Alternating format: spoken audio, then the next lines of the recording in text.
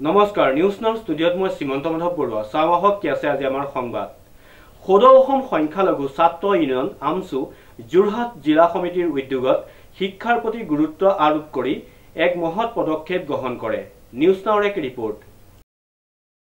সদৌ অসম সংখ্যালঘু ছাত্ৰ ইউনিয়ন অৰ্থাৎ আমছু যোৰহাট জিলা সমিতিৰ উদ্যোগত শিক্ষাৰ প্ৰতি গুৰুত্ব আৰোপ কৰি এক মহৎ পদক্ষেপ হাতত লয় আমছুৰ যোৰহাটৰ জিলা সমিতিৰ শ্লোগান হৈছে ঘৰে ঘৰে শিক্ষা তেতিয়াহে ৰক্ষা এই শ্লোগানত গুৰুত্ব দি প্ৰতি সপ্তাহৰ শনি আৰু দেওবাৰে 100ৰো অধিক ছাত্ৰ ছাত্ৰীক বিনামূলীয়াকৈ চিত্ৰাংকন প্ৰশিক্ষণৰ শুভাৰম্ভণি কৰা হয় আমছুৰ যোৰহাট জিলাৰ মুখ্য কাৰ্যালয়ত অনুষ্ঠিত হ'ব এই চিত্ৰাংকন প্ৰশিক্ষণ শিবিৰ এই উদ্যোগৰ প্ৰধান উদ্দেশ্য হৈছে নতুন প্ৰজন্মক শিক্ষাৰ পোহৰ বিলোৱা আৰু সৃষ্টিশীলতাক উৎসাহিত কৰা চিত্ৰাংকনৰ দৰে সৃষ্টিশীল ক্ষেত্ৰই ছাত্ৰ ছাত্ৰীসকলৰ চিন্তা চেতনা আৰু কল্পনা শক্তিক উন্নীত কৰে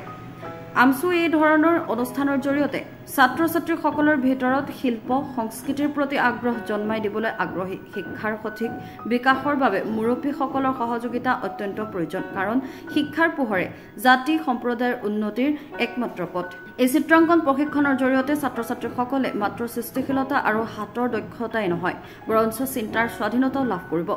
ইয়াৰ বাবে কোনো মাচুল বা খৰচ নাথাকে প্ৰতিজন ছাত্ৰ ছাত্ৰীয়ে শিক্ষাৰ সুবিধা সহজভাৱে লাভ কৰিব পাৰিব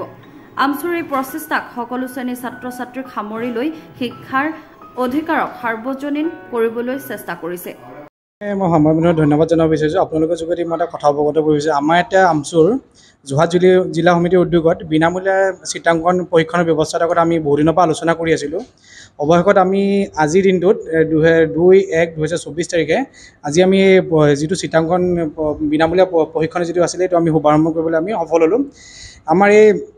আমাৰ এটা মটিভ আছিলে যে আমাৰ ঘৰে ঘৰে শিক্ষা তেতিয়াহে ৰক্ষা আমি সেইটোৰ ওপৰত আমি আমছু আমাৰ আগতেও কাম কৰি আছে আমাৰ আৰু অনাগত দিনত আমি আগলৈও কাম কৰি যাম তাৰে উদ্দেশ্য ৰাখি আমাৰ যি শিশুসকল তেওঁলোকে আজি আমি দেখিলোঁ প্ৰায় 100জনৰ অধিক আমাৰ পঞ্জীভূত কৰিলে আমাৰ আমছু ইয়াত অফিচত আৰু আমাৰ 100জনৰ প্ৰায় অধিক আমাৰ এতিয়া ৰৈ গৈছে তেওঁলোকে আহিবলৈ বাকী আছে আমি তেওঁলোকৰ প্ৰতিভাখিনি আমি যাতে তেওঁলোকে আগবাঢ়ি যায় তেওঁলোকৰ যিসকল প্ৰতিভা তেওঁলোকে যে জিলা পৰ্যায়ত তেওঁলোকে যে ৰাজ্যিক পৰ্যায়ত তেওঁলোকৰ প্ৰতিভাখিনি দেখুৱাব পাৰে তাৰ উদ্দেশ্যলৈ আমি এইখন আমি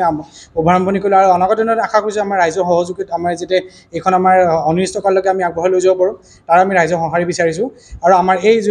আমাৰ জিলা উদ্যোগত আৰু আমাৰ নগৰ সমিতি তেওঁলোকৰ সহযোগত আজি আমি এই যিটো